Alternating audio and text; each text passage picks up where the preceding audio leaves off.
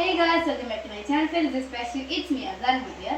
So ഞാൻ കുറച്ച് exam related ആയിട്ടുള്ള നമ്മുടെ ഒരു ഫോമൽ ലെറ്റർ റൈറ്റിംഗ് എങ്ങനെയാണ് എന്ന് നോക്കാം. അപ്പോൾ ലെറ്റർ എന്ന് പറയുന്നത് നമുക്ക് എല്ലാവർക്കും അറിയാം ഒരു കത്ത് എന്നുള്ളതാണ്. കത്ത് എന്താ നമുക്ക് അറിയാത്ത ആരുണ്ടാവും. സോ അതിനെപ്പറ്റി ഒന്നും അധികം പറയുന്നില്ല.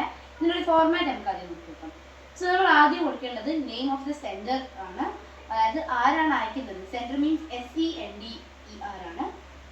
സെൻഡർ അയക്കുന്ന ആളുടെ പേര്, അയാളുടെ അഡ്രസ്സ്, അതിനുശേഷം ഡേറ്റ്, പിന്നെ ആർക്കാണ് അയക്കുന്നത് ടു എന്ന് കൊടുത്തിട്ട് name of the recipient and designation കൊടുക്കുക.